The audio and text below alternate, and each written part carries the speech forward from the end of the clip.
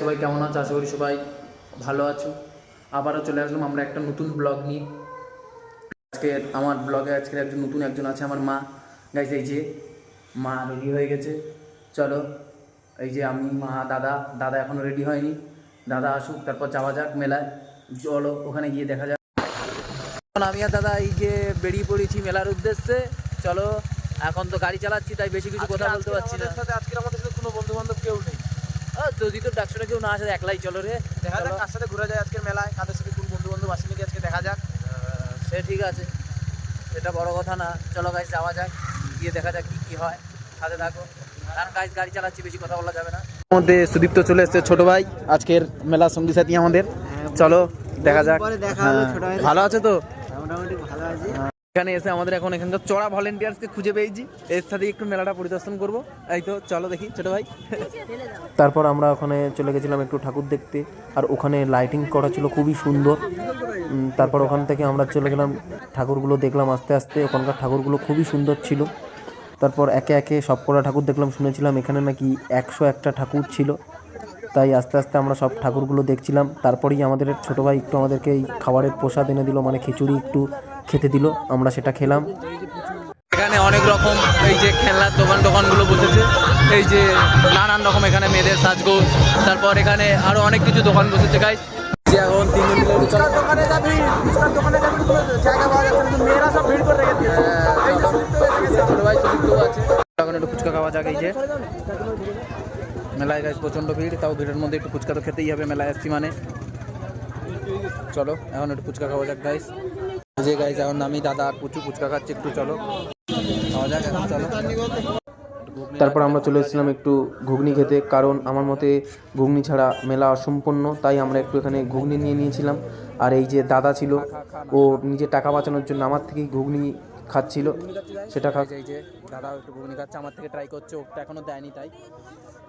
একটু আমরা ডিম নিয়ে নিয়েছি, চলো একটু ডিম দিয়ে ঘুগনি খাওয়া যাক।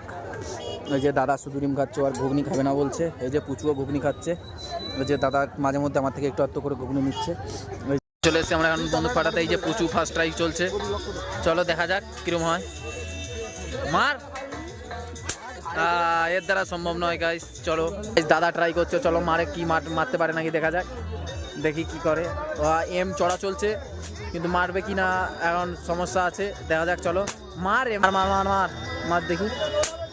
এরেও টার্গেট মিস, এর দ্বারা হবে না, কোনো কাজের না ছেলেটা, ঘরে বসে বসে ফোন দেখা ছাড়া যাচ্ছে। কাকু সরে যাওয়া হয়, তোমার পিছনে মেরে দিতে পারে। লে মার মার,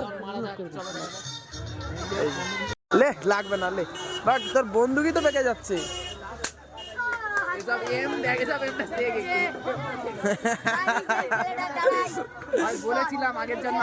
চলো এবার সুদীপ্ত যাও, একটা বন্দুক দিয়ে মেরে একটা ফাটিয়েছে, তাই একটা প্রাইজ বেঁধেছে আর কি। ছেলে কি দেয় দেখা যাক। ছেলে আমি এখন বেললে একটা মেরে গাইজ, এই যে একটা কসবাইট না জিতেছি। এই যে চলো দেখা যাক। এই যে এরপর সুদীপ্ত মারছে। কাকু এর চেয়ে আর কি ভালো গিফট ছিল না কিছু?